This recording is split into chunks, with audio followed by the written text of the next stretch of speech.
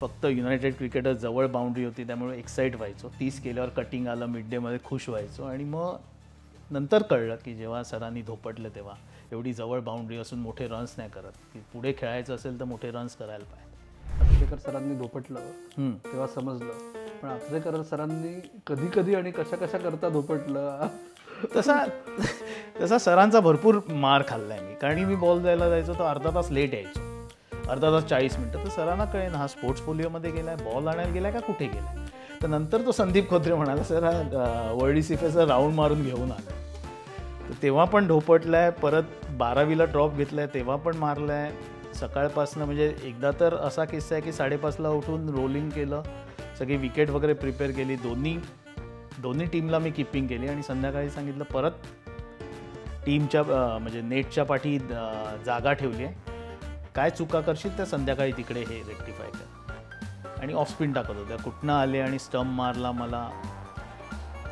म्हणजे सरांचं एकच होतं की तू खेळणार आहेस याचा विकेट किपर खेळणार आहे, बॅट्समन नाही. हे जे तू म्हणलास की सरांमुळे किपिंग करायला लागलो, ते कसं कधी काय झालं म्हणजे? कारण पहिल्यांदा टेनिस बॉलला ऑफ स्पिन टाकायचो आणि रॉबर्ट मनीमध्ये मी किपिंग करायचो. म्हणजे अंडरआर्म खेळायचो आम्ही, ओव्हरआर्म खेळायचो टेनिस बॉल. आणि एकदा किपर नव्हते तर सर म्हणाले तर समीर किपिंग कर. आणि सर म्हणाले आतापासून तू किपिंगच करायची. तुझं जे मधल्या काळात एक स्टॅग्नेशन सॉर्ट ऑफ आलं होतं आणि मग तू ऑल्टरनेट करिअरचा विचार करत होतास, जेव्हा काइंड ऑफ पीक होता खरं तर तुझा क्रिकेटर म्हणून, तेव्हा काय नक्की चाललं होतं? 95ला मी पंजाब अगेन्स्ट 100 केले, पण 96ला मी बाहेर होतो कम्प्लीट टीम. आणि नंतर मग जे सचिननी बॅकिंग केलं मला की क्रिकेट इतकी वर्ष खेळतोय, गिव्हअप कसा करू शकतो. That was a biggest motivation for me. कारण सचिनचा तो एक प्लस पॉईंट होता, तो एक वेल विशर होता टीममध्ये. म्हणजे त्याची प्रोसेस अशी होती की रणजी ट्रॉफीला पण तो यायचा, पण मेक शुअर बॉलर्सना पण बॅटिंग मिळाली पाहिजे. जी प्रॅक्टिस 8:30-9ला सुरू व्हायची ती 3-3:30ला संपायची.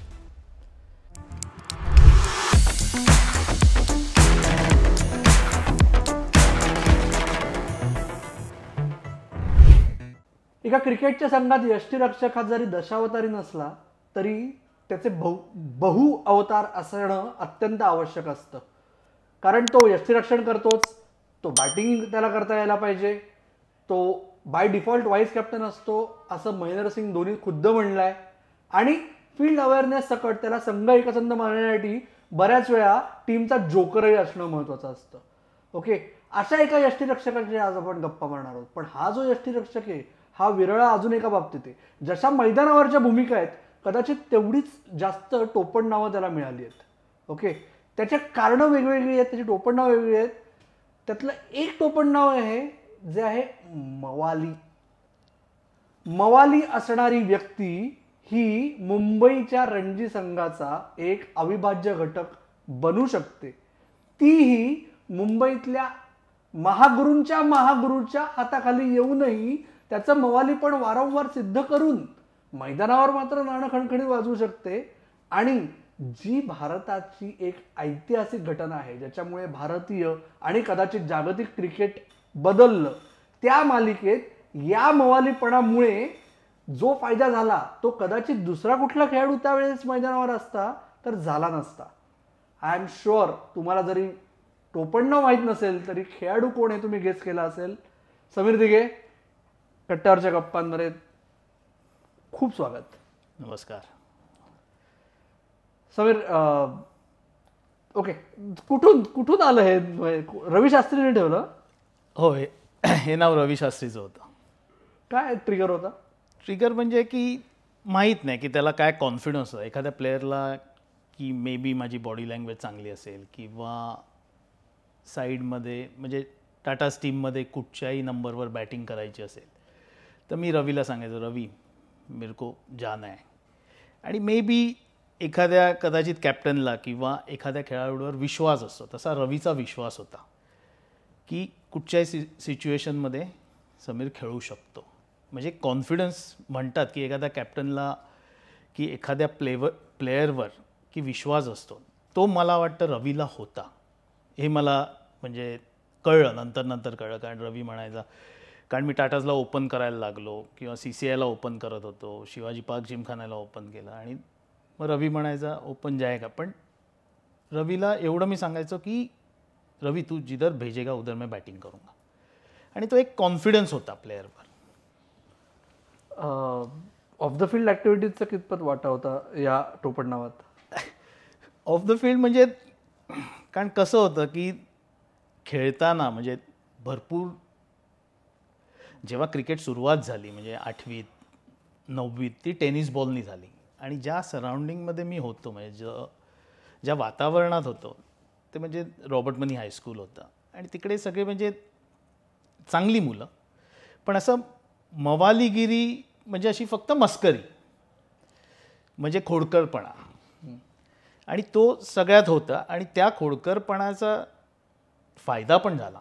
म्हणजे असं नाही की मेंटली टफ झालो की म्हणजे टेनिस बॉल क्रिकेट खेळून भरपूर टेनिस बॉल क्रिकेट खेळलो. म्हणजे जयप्रकाश जाधव होते, दीपक जाधव होता, म्हणजे परत प्रवीण कोरगावकर होते, बाबू पेडणेकर होते आणि त्या तिकडचं जे ॲटमॉस्फिअर होतं ते तसंच होतं.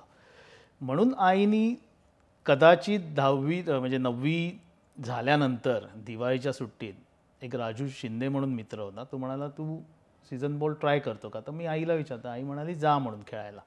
आणि नेमके त्यांनी मला आचरेकर सरांकडे नेलं. आचरेकर सरांकडे नेलं आणि तिकडनं तो प्रवास झाला. म्हणजे शाळेत खेळायचो, विद्या पराडकर होते, म्हणजे त्यांनी पण माझ्यावर भरपूर म्हणजे वर्क केलेलं. आम्ही रॉबर्ट मनी शाळेत मॅट टाकून खेळायचो की आणि तिकडनं मग तो प्रवास असा सुरू झाला. आणि मग मी 9वी नंतर 9वीच्या दिवाळीच्या सुट्टीत मी गेलेलो आणि सरांकडे गेलो. ते म्हणाले सुधाकर तू म्हणजे बाबा माझे RBIला खेळायचे आणि आचरेकर सर पण खेळायचे. त्यांनी विचारलं कुठनं काय, तर असं सांगितलं आणि मग नंतर मग खेळायला लागलो आणि मग तिकडनं तो प्रवास सुरू झाला. मग 10वी प्रवीण आंबरेचा सुद्धा मोठा रोल आहे त्याच्यात, कारण प्रवीण किपिंग करायचा आणि प्रवीण सरांनी सांगितलं की आता तू किपिंग नको करू आणि समीरला किपिंग करून दे. मग आम्हाला मिठीबाईमध्ये ॲडमिशन दिली. 10वी टेक्निकल स्टुडंट होतो मी रॉबर्ट मनी हायस्कूलमध्ये आणि सर सकाळी आले आणि सांगितलं सुधाकर हा क्रिकेट खेळेल. मला हा क्रिकेट किती खेळेल फार फार तर अजून माहीत नाही, 10-12 वर्षानंतर काय करेल, आणि माझा विश्वास आहे हा चांगलं क्रिकेट खेळेल. आणि असा तो प्रवास सुरू करता करता मुंबई खेळलो, अंडर-19 खेळलो आणि म्हणजे कदाचित माझ्यापेक्षा पण भरपूर चांगले टॅलेंटेड क्रिकेटर असतील, पण I consider lucky myself. I was very fortunate. Okay, आता ही जी तू म्हटलास ते साधारण 10वी नंतर 9वी नंतर सर घरी आले होते. हो.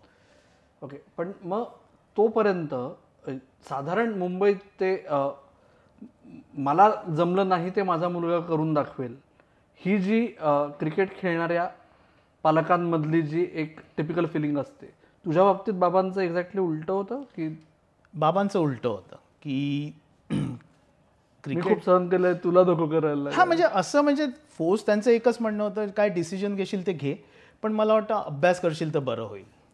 पण लक्षच नव्हतं अभ्यासात, कारण टेनिस बॉलच्या मॅचेस इकडनं सगळी टीम जमवायची, इथे खेळायचं तिथे खेळायचं, गल्लीत खेळायचं आणि असं करता करता मग शेवटी 10वी झाल्यावर म्हणजे ते म्हणतात की एक ट्रॅक मिळतो, म्हणजे लक असेल तर बरोबर तो रस्ता तुम्हाला मिळतो. आणि मग मिठीबाईला आलो. मिठीबाईला आल्यावर मग प्रवीण कॅप्टन होता, मी किपिंग करायला लागलो. मग षटकार ट्रॉफी दीपक जाधवनी सोलकर सरांनी सांगितलं, एकनाथ सोलकर, तिथे खेळलो, तिथे मॅन ऑफ द मॅच घेतलं, किपिंग चांगली केली, बॅटिंग केली आणि मग नंतर अंडर-19 खेळलो. अंडर-19 खेळताना मग विलास गोडबोलेंनी क्लब दिलेला सरांनी, विलास सरांनी भरपूर, आणि फक्त युनायटेड क्रिकेटर जवळ बाउंड्री होती त्यामुळे एक्साईट व्हायचो. 30 केल्यावर कटिंग आलं, मिड डेमध्ये खुश व्हायचो. आणि मग नंतर कळलं की जेव्हा सरांनी धोपटलं तेव्हा एवढी जवळ बाउंड्री असून मोठे रन्स नाही करत, की पुढे खेळायचं असेल तर मोठे रन्स करायला पाहिजे. त्यामुळे तसं खेळता खेळता अंडर-19 खेळलो आणि मग एक शिवाजी पार्क जिमखान्याला मग मिलिंद रेगे सरांनी बघितलं. तिकडे सगळे बाळू गुप्ते, वाडेकर सर, रमाकांत देसाई सर सगळे मॅच बघत होते, राजबाई. आणि नंतर मग त्याच्या आधी शिवाजी पार्क यंगस्टर्सला खेळलो. तिकडे कोटणीस सरांनी मला पैसे दिलेले की इंग्लंडला जाऊन तो एक्सपिरियन्स घे. तिकडे गेलो, एक्सपिरियन्स घेतला आणि नंतर मग इथे आलो, मग मुंबई खेळलो. आणि मुंबईची पण अशी होतं की टाटाजला मी ओपन करायचो. त्यावेळी मला वाटतं लालूचं लग्न होतं, लालचंद राजपूतचं. आणि मला वाटतं शिशिर खेळला नव्हता, तर मी आणि जेपीचा, जयप्रकाश जाधवचा डेब्यू होता. आणि मला वाटतं भरत मेस्त्री म्हणून लेफ्ट आर्म स्पिनर होता, तो लवकर आला आणि मी जेपीला म्हटलं, जेपी हा जरा मला लटकवत आहे. जेपी म्हणाला थांब मी याला हे करतो. आणि जेपी आऊट झाला आणि मी त्या मॅचला 100 केले. आणि त्या सीझनमध्ये मी 550 रन्स केले. पण क्वार्टर फायनल, सेमीफायनल, फायनल मी बाहेर होतो, कारण सगळी आपली इंडियन टीम, सगळे सचिन, विनोद, सगळे वेंगसरकर सर, रवी वगैरे सगळे आले. येस, हा सीझन तू म्हणतोस, तुझा डेब्यू सीझन 1990-91. बरोबर. त्याच्या फायनल कडे आणि तुझ्या डेब्यूकडे आपण येऊ, पण त्याच्या आधी तू बोलता बोलता म्हणलास की आचरेकर सरांनी धोपटलं, तेव्हा समजलं. पण आचरेकर सरांनी कधी कधी आणि कशा कशा करता धोपटलं? तसा सरांचा भरपूर मार खाल्लाय मी, कारण एक संदीप कोत्रे म्हणून मिठीबाईला माझा चांगला मित्र होता, म्हणजे वरळी स्पोर्ट्सला त्याचे बाबा माळी होते. आणि एकदम आम्ही क्लोज होतो. आणि कुठे त्यावेळी मला स्कूटर चालवायला यायची 10वीत. आणि स्पोर्ट्स फोलिओ तिकडे नवीन शॉप होतं, तर सरांना मी सांगायचो, सर बॉल जुने झालेत, मला नवीन बॉल द्या प्रॅक्टिसला किंवा हे करायला. सर म्हणाले जाऊन घेऊन ये. आणि नेहमी मी बॉल द्यायला जायचो तर अर्धा तास लेट यायचो, अर्धा तास 40 मिनटं. तर सरांना कळेन हा स्पोर्ट्स फोलिओमध्ये गेला आहे, बॉल आणायला गेला आहे का कुठे गेला आहे. तर नंतर तो संदीप खोत्रे म्हणाला, सर हा वर्ल्ड सिफेसला राऊंड मारून घेऊन आला आहे. तर तेव्हा पण ढोपटला आहे. परत 12वीला ड्रॉप घेतला आहे, तेव्हा पण मारला आहे. सकाळपासनं म्हणजे एकदा तर असा किस्सा आहे की 5:30ला उठून रोलिंग केलं, सगळी विकेट वगैरे प्रिपेअर केली, दोन्ही टीमला मी किपिंग केली. आणि संध्याकाळी सांगितलं परत टीमच्या म्हणजे नेटच्या पाठी जागा ठेवली आहे, काय चुका करशील त्या संध्याकाळी तिकडे हे रेक्टिफाय कर. आणि ऑफ स्पिन टाकत होत्या, कुठनं आले आणि स्टंप मारला मला.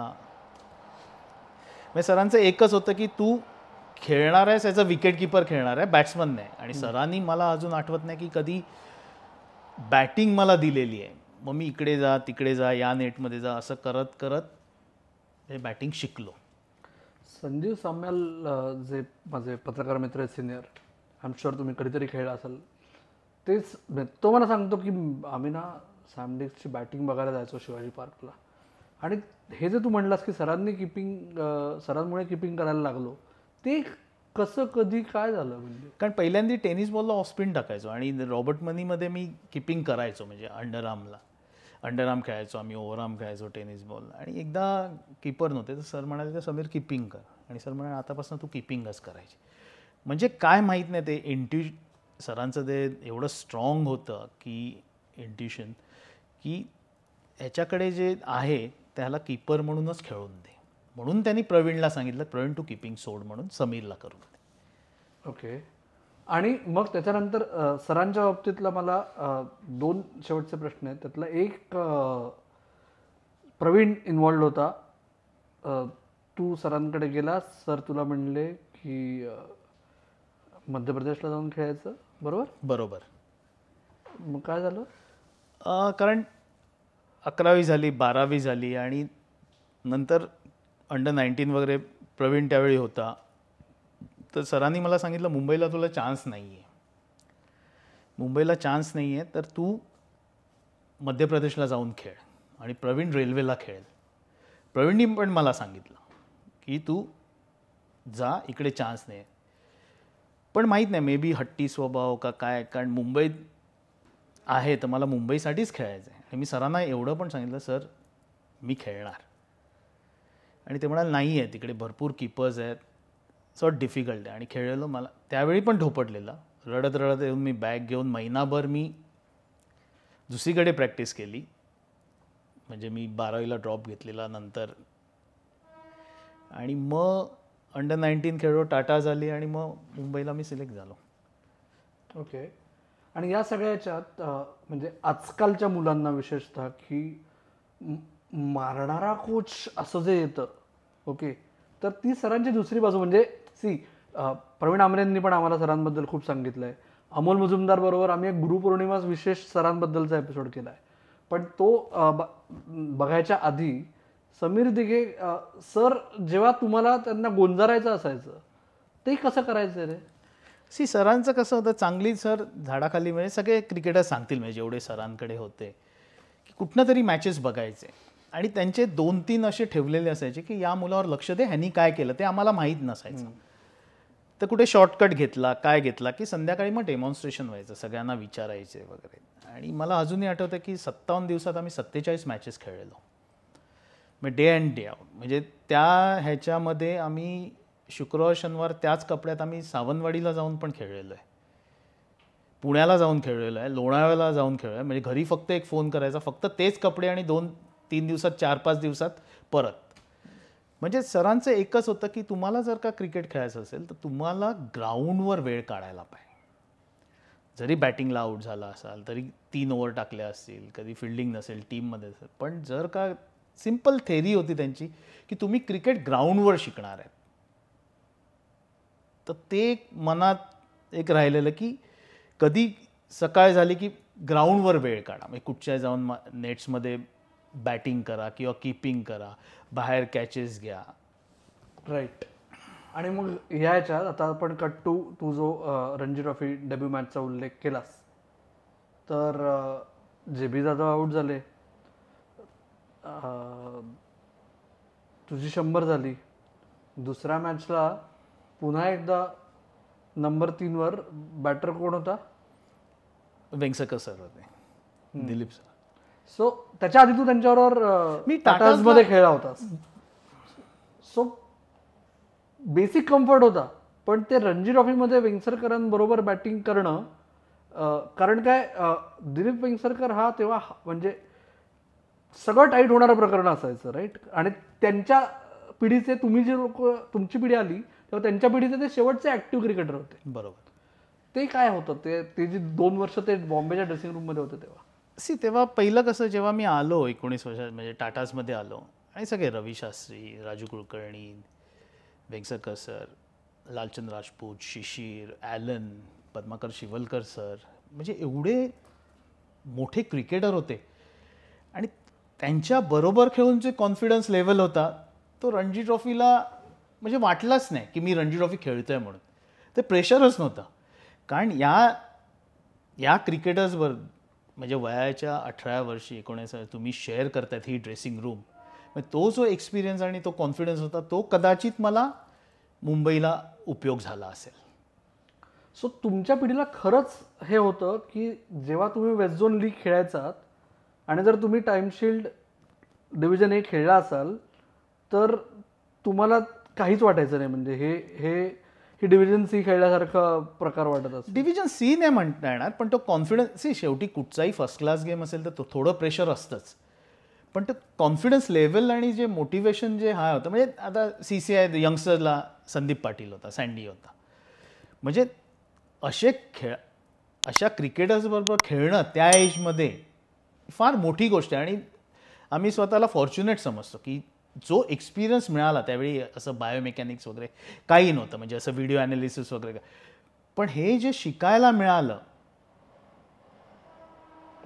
तो एक वेगळा एक्सपिरियन्स होता. तो कदाचित मला वाटतं हेल्पफुल असेल आमच्या करिअरमध्ये, कारण नंतर मग आम्हाला अशोक मंकड आणि सरांचं एक होतं की जेव्हा प्रॅक्टिसला त्यांना कळलं कुठच्या मॅचेस तुम्हाला, म्हणजे प्रॅक्टिसला तर उद्या येऊ नको म्हणून सांगायचे आणि ही मॅच बघायला जा. म्हणजे संजय मांजरेकर असेल बॅटिंग करत असेल, किंवा राजू कुलकर्णी असेल, किंवा असे टॉप असतील, तेव्हा सदानंद विश्वनाथ इराणी ट्रॉफी होती तेव्हा मला सांगितलेलं जाऊन बघ त्याला की कसे बॅटिंग आहे. म्हणजे सरांचा तो एक मोठा ॲडव्हान्टेज आम्हाला झाला की सरांनी आम्हाला इथेच खेळ तिथेच खेळ कधी नाही मिळाला. म्हणजे मला तर कधी फोर्स नाही केला तू ससानियनलाच खेळ किंवा जॉन ब्राईटला खेळ, कारण विलास गोडबोलेंनी पहिल्यांदा गरवारेला होतो, मी गरवारेला खेळलो नाही. मग विलास गोडबोले सरांनी मला बी डिव्हिजन खेळवलं, तिकडे पण भरपूर त्यांनी मला मदत केली, म्हणजे कसं काय मोटिवेशन. हे प्रदीप गोडबोले होते, प्रभाकर चव्हाण होते, म्हणजे मला आठवतं आहे की ह्यांचं पण फार योगदान आहे की त्या ह्याच्यात आम्हाला त्यांनी गायडन्स दिला.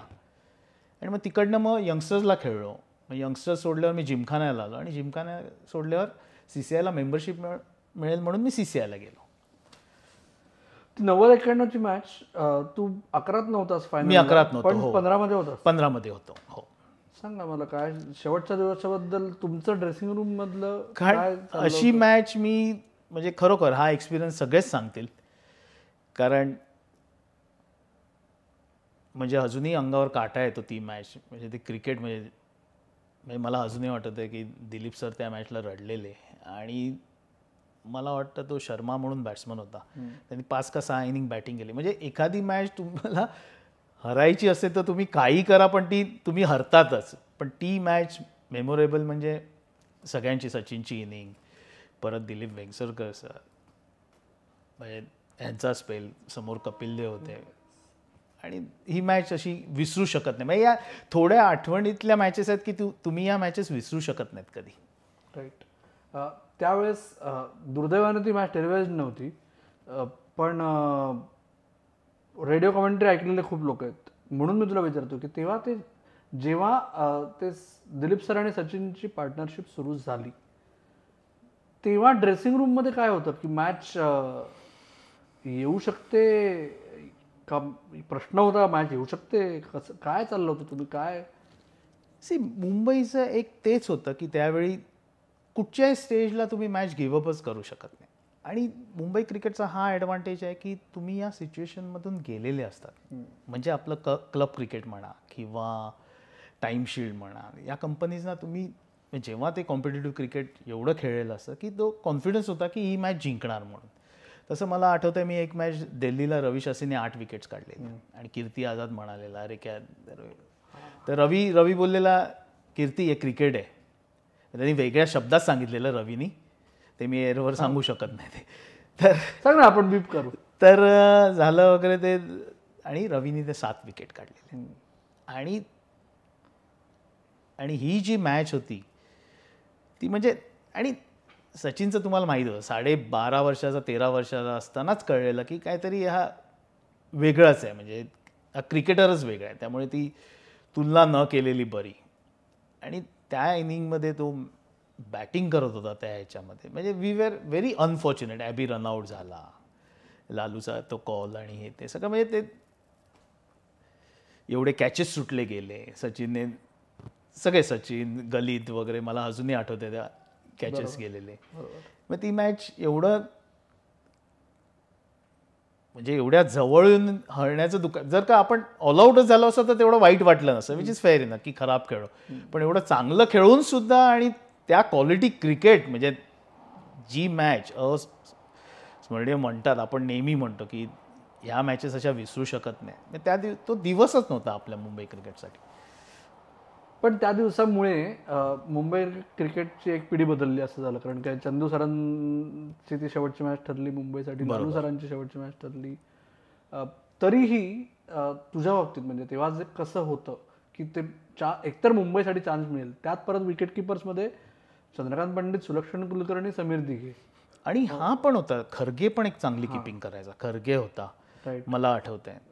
पण माहीत नाही, मे बी टाटाजला खेळल्यामुळे मला थोडं बॅकिंग पण होतं, कारण मी ह्यांच्यामधनं खेळायचो. आणि ते डे अँड डे आउट म्हणायचे. एखादा प्लेयर्स ॲज अ कॅप्टन किंवा कंपनी किंवा तुम्ही खेळताय, तुम्ही रेग्युलर बघत असतात. आणि त्यावेळी मला मग आचरेकर सरांनी सांगितलं की, मग तामाणे सर पण बोलले की आता ठीक आहे की ह्याला खेळून दे.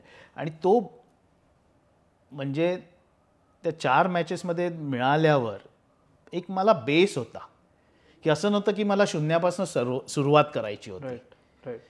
कारण जो डेब्यू झाला तेवढा चांगला झाला, आणि मग त्यानंतर मग एक नशिबाची साथ मिळाली आणि मग करिअर सुरुवात पण झालं. राईट. आणि मग ते सुरुवातीचे 3-4 वर्ष ते बिल्डअप होत जात होतं का रे, की आता आम्ही वाचतो आणि मागे रेकॉर्ड्स बघतो तेव्हा दिसतं की तो एवढा मोठा दुष्काळ होता.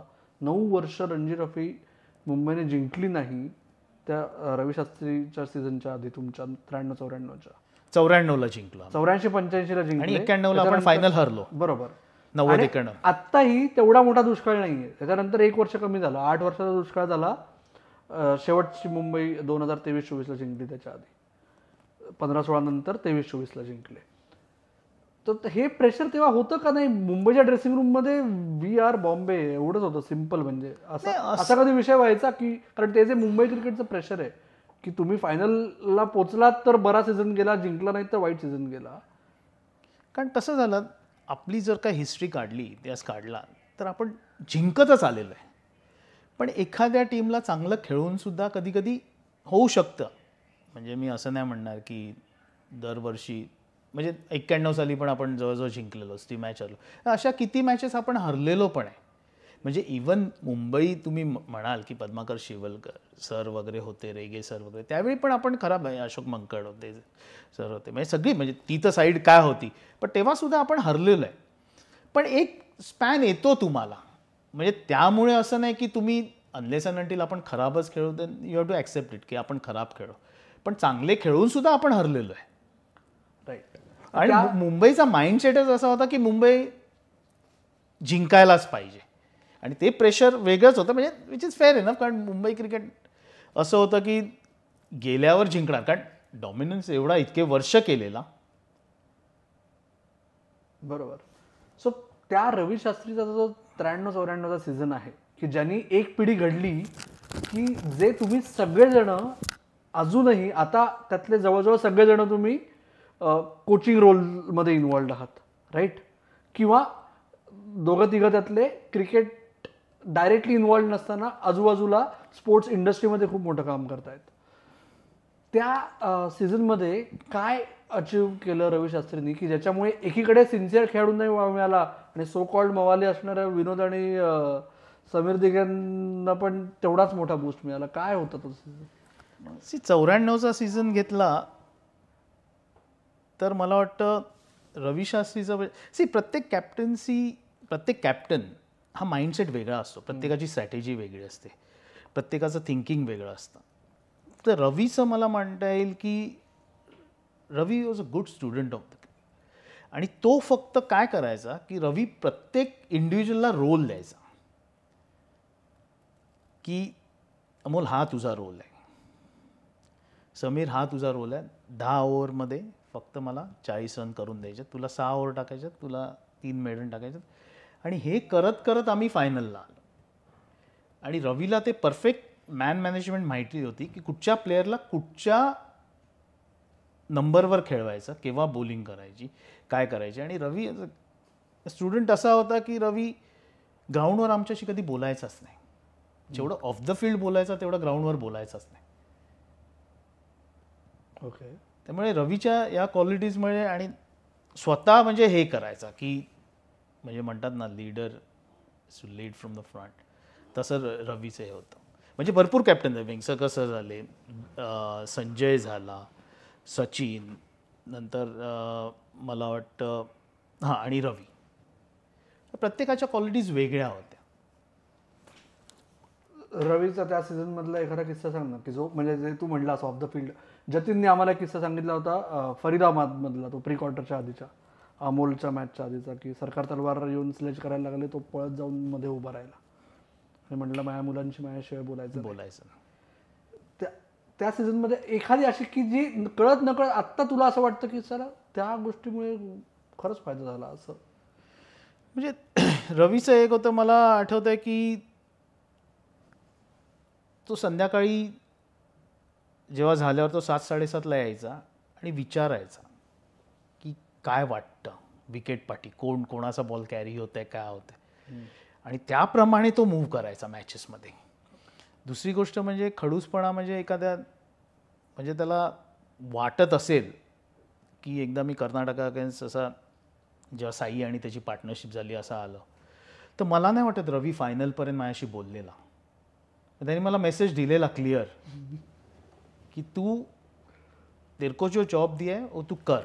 आणि तो मला सांगून गेलेला की आपण 450 का पाचशे चेस करत होतो आणि साई आणि त्याची पार्टनरशिप झाली आणि मी ऑन ड्राईव्ह मारून आऊट झालेलो. फायनलच्या नंतर तो बोलला माझ्याशी. ओके.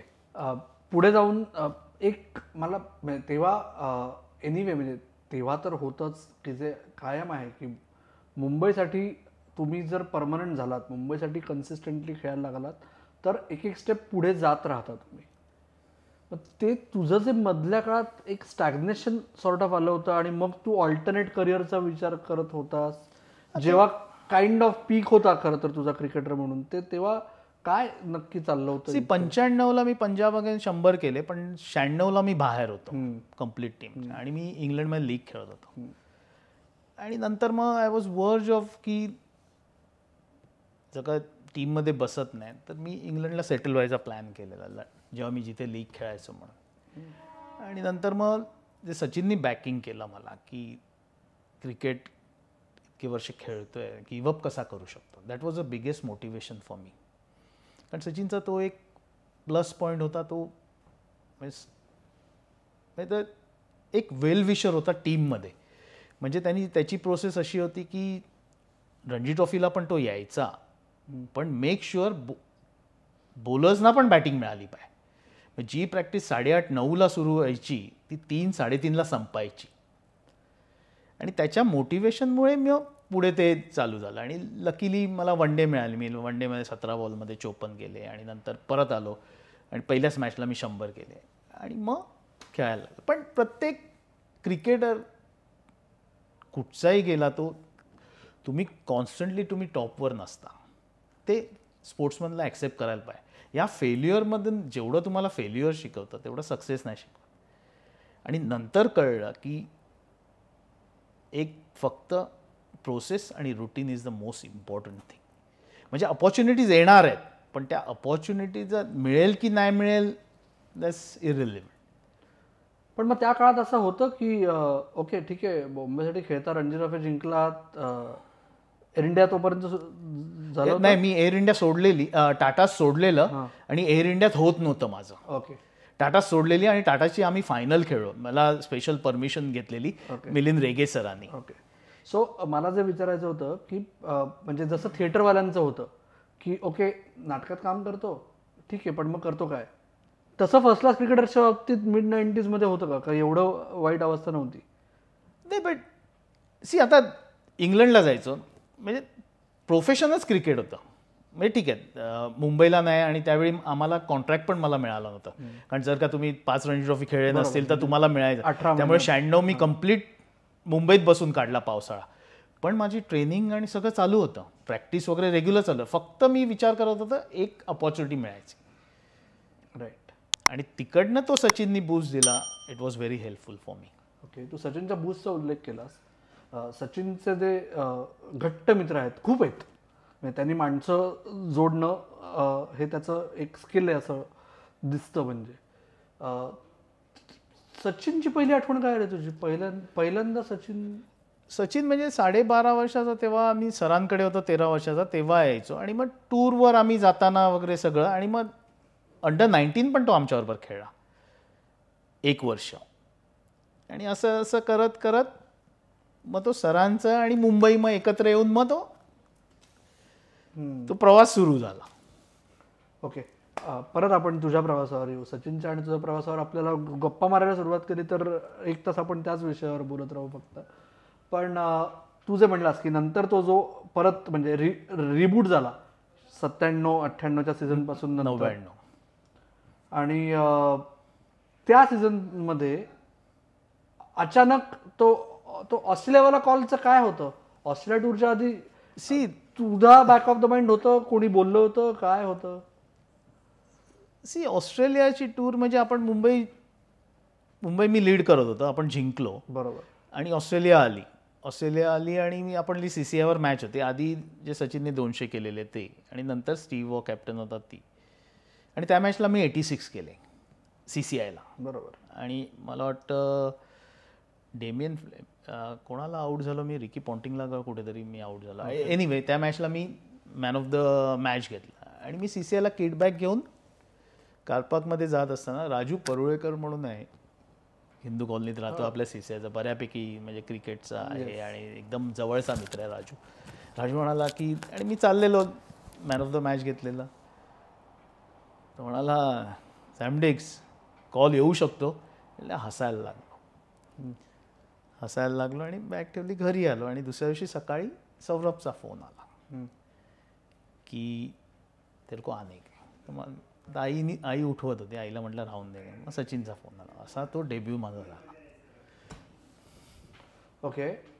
त्या डेब्यू मॅचबद्दल मी हे जेन्युइनली म्हणतो की तेव्हा त्याच्यानंतर म्हणजे मी मुंबईत 2005ला आलो, काम करायला लागलो. त्याच्यानंतर खूप लोक तेव्हाही म्हणायचे की तेव्हा जे लागतं ना की ते 160 चेस करत असताना 5व्या दिवशी 80ला 5 असताना पिचवर जाणं आणि मॅच जिंकून देणं, याच्याकरता मुंबई क्रिकेटच लागतं. आणि त्या दिवसाची तुझी आठवणी सांग ना, तुझं काय तेव्हा चाललं होतं? काय नाही, आपल्याला काहीतरी 155 करायचं होतं आणि ड्रेसिंग रूम बसले आणि सगळे आऊट होत होते आणि माहीत नाही काय की मी दादाला म्हणतो, दादा हे मॅच जिंकते आपण. आणि मला वाटतं की जेव्हा मगरातला थोडासा मी क्लोज असेल, म्हणजे आउटसाईड द ऑफ जो शार्प इन स्विंगर आला, आणि सी बेसिकली हे म्हणजे मोटिवेशन किंवा काय एक रिस्पॉन्सिबिलिटी असते आणि त्यात तुमचा मेंटल टफनेस कळतो की तुम्ही समोरच्याबद्दल कम्पीट करू. म्हणजे टॅलेंट इज डिफरंट आणि जी नॅचरल ॲबिलिटी आहे त्या ह्याच्यामध्ये तुम्हाला ते करावं लागतं. आणि मे बी ते क्लिक झालं असेल आणि आपण ती टेस्ट मॅच जिंकलो. म्हणजे भजीचा पण मोठा हे होता, म्हणजे एवढी काय मोठी टोटल नव्हती, फक्त तिकडे तो एक एक रन म्हणजे 30-30 रन सारखा एक एक रन होता तो. आणि त्या ह्याच्यामध्ये म्हणजे फक्त 1-2 अशा बाउंड्र्या पण लकीली मला मिळाल्या आहेत. पण ते म्हणतात ना कधी कधी की ते प्रेशर घेऊन की मी कम्पीट करू शकतो ह्यांच्याबरोबर, तो कॉन्फिडन्स आला. मे बी मुंबई क्रिकेट, तेच मी परत परत म्हणेन की असा फॉर्च्युनेट आहे की या प्लेयर्सबद्दल बरोबर मला खेळायला मिळालं आणि तेच ते शिक्षण होतं. म्हणजे खेळताना वेंगसरकर सर म्हणा, सचिन म्हणा, संजय म्हणा, शिशिर, लालू, आणि तो जो एक्सपिरियन्स आला तो तिकडे कामाला आला. सगळी नावं तू घेतलीस, पण त्या दिवसाबद्दल मला एक सांग की झहीर जेव्हा आला तेव्हा तुमचं काय बोलणं झालं, आठवतंय तुला? झहीरला फक्त सांगितलेलं की मी तू उभा राहा म्हणून, आणि झहीर मला वाटतं किती वेळ खेळला आणि 0 रन केलेले. म्हणजे त्यावेळी पण झहीरला मी क्रेडिट देतो की म्हणजे झहीरनी त्यावेळी विकेट फेकलेली नाहीये. बरोबर. आणि ते प्रेशरच वेगळं होतं, ते तो प्रेशरच गेम होता. म्हणजे त्यावेळी तुमच्याकडे किती टॅलेंट आहे पण तुम्ही कसं ते प्रेशर हँडल करताय दॅट इज मोर इम्पॉर्टंट. म्हणून सर नेहमी म्हणायचे की मला ते नंतर कळायला लागलं की सरांचं काय होतं प्रॅक्टिस सेशन, की तुम्ही प्रत्येक सिच्युएशनमध्ये जायला पाहिजे. की असं नाही आहे, म्हणजे मी सचिनला पण ऑब्झर्व केलं आहे की भरपूर वेळा कधी त्यांनी कुठच्याही सिच्युएशनमध्ये कंप्लेंट केलेलं नाही आहे की आज स्क्रीन बरोबर नाही, विकेट खराब आहे. बरोबर. राईट. समीर, इंटरनॅशनल क्रिकेटमध्ये ऑलमोस्ट 30 मॅचेस खेळलास तू, वन डे आणि टेस्ट मिळून. आत्ता तुला मागे वळून बघताना काय वाटतं की तुला तुझा ड्यू मिळाला का? तू स्वतःला कसं बघतोस की उशिरा का होईना संधी मिळाली? तू स्वतःच्या करिअरकडे कसं बघतोस आत्ता? मी तेच म्हणेन ना, मी म्हणजे फॉर्च्युनेट समजतो. ॲटलिस्ट मला ऑपॉर्च्युनिटी मिळाली. कित्येक मी परत परत सांगेन की माझ्यासारखे भरपूर क्रिकेटर असतील, चांगले पण असतील, पण त्यांना त्या राईट टाईमला क्लिक नसते झाली. आणि मला म्हणजे सिलेक्टर्स म्हणा, कॅप्टन्स म्हणा, ह्यांच्यामुळे मला म्हणजे ते बॅकिंगमुळे मी जे काय आहे ते खेळलो. आणि जो पास्ट आहे तो रिग्रेट करण्यात काय हे नाही, पण ॲटलिस्ट की इतके वर्षाची मेहनत किंवा ज्या क्रिकेटसाठी आपण सगळं सोडलं आणि त्याचं कुठेतरी आपल्याला काहीतरी रिटर्न्स मिळाले and I am very satisfied. म्हणजे मला रिग्रेट्स नाही आहेत. ओके. इंटरनॅशनल क्रिकेटमध्ये आत्ता आपण बोललो त्या दिवसाबद्दल, आणि अर्थात तुझ्या बुलावायोमधल्या त्या 94 मला वाटतं, 96 बॉल, 96 बॉल 94, त्याच्याबद्दल बरंच डॉक्युमेंटेड आहे. तुझ्या दृष्टीने तुझी इंटरनॅशनल क्रिकेटमधली एखादी आठवण जी आत्तापर्यंत तू कुठे बोलला नाहीस ती सांग.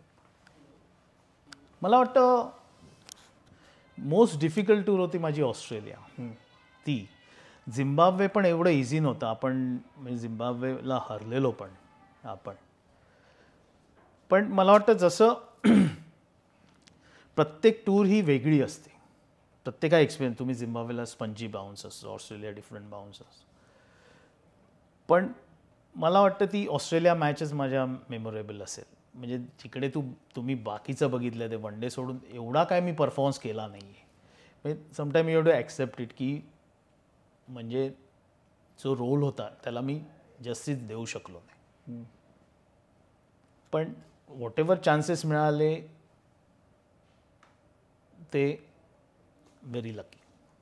ओके, नशीबवान म्हणताय तुम्ही. आम्ही नशीबवान आहोत की तुमचे किस्से आणि तुम्हाला तुमच्या करिअरकडे तुम्ही आत्ता मागे वळून बघताना जे बघताय ते ऐकायला मिळत आहे. तुम्ही खूप नावांचा उल्लेख केलात आणि आम्ही एक सिरीज करतो, माझा संस्मरणीय रणजी ट्रॉफी हंगाम. तुमच्या रणजी ट्रॉफी कर्णधार पद तुम्ही भूषवत असताना मुंबईने रणजी ट्रॉफी जिंकलेली आहे. त्या हंगामाबद्दल गप्पा मारायला तुम्हाला आवडेल का आमच्याशी? हे प्रॉमिस तुम्ही देत असाल तर आपण थांबू आता. नक्की. त्या स्टोरीज म्हणजे एवढ्या अनबिलिव्हेबल आहेत. म्हणजे मुंबई क्रिकेट की केवढं मजेदार आहे, म्हणजे ऑफ द फील्ड सुद्धा आणि ऑन द फील्ड सुद्धा. राईट. म्हणजे ते पण एक म्हणतात ना, आपण कधी कधी म्हणतात की अरे प्रेशर आहे, पण अशा जे टीम मेंबर्स होते, असे कॅरेक्टर होते, त्यामुळे असा स्ट्रेस कधी जाणवलाच नाही. राईट. ओके, सो ती कॅरेक्टर्स आणि विशेषतः मुंबईच्या रणजी ट्रॉफीमधल्या गमती जमती याच्याकरता समीर दिघेंशी आपण पुन्हा एकदा गप्पा मारू. तुर्तास समीर दिघे तुम्ही आलात, आम्हाला तुमच्या आठवणींचा काहीतरी ते पट वगैरे काहीतरी असं पुणेरी मला लहानपणी म्हणतात ते म्हणायचे ना, तो सगळा उलगडला आमच्याशी. खरंच मनापासून धन्यवाद. आणि मित्र हो, तुम्हाला समीर दिघेंच्या गप्पांमधून काय वाटलं ते आम्हाला कमेंट बॉक्समध्ये नक्की सांगा. रणजी एपिसोडसाठी तुमच्या काही विशेष प्रश्न असतील तर ते नक्की कळवा. अजून काही आठवणी असतील. एकच फक्त मी जाता सांगतो समीर, की जेव्हा स्पोर्ट्स कट्टा त्याच्या आधीच्या अवतारात सुरू झालं, यूट्यूब चॅनल सुरू करायच्या आधी फेसबुक पेज सुरू केलं होतं. पहिला माझा संस्मरणीय रणजी ट्रॉफी हंगाम अमोल मुजुमदारांचा एपिसोड आम्ही रिलीज केला होता 5 वर्ष झाली, 2020 साली. पहिल्या 1-2 कमेंट्समध्ये असं होतं की आम्हाला समीर दिघ्यांशी गप्पा मारलेल्या तुम्ही ऐकायच्या आहेत. सो त्याला 5 वर्ष लागली. तुम्ही फार व्यस्त असता, पण आता लवकरच तुम्ही परत येणार आहात. सो तुर्तास मित्र हो, तुम्ही कमेंट करा, लाईक करा, शेअर करा, सबस्क्राईब करा, सगळं करा. स्पोर्ट्स कट्टाला भरभरून तुमचा प्रतिसाद देत राहा. आम्ही मात्र दोघंजणं थांबतो. तुम्ही मात्र ऐकत राहा, बघत राहा आणि आमची वाट पाहत राहा. धन्यवाद.